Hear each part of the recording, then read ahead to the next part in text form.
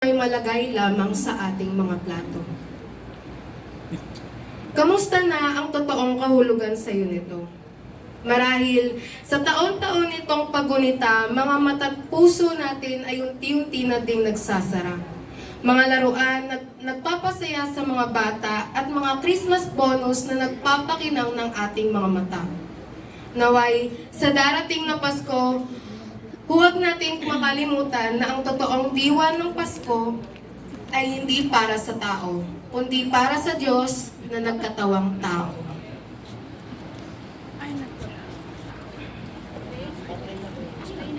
Play the music po.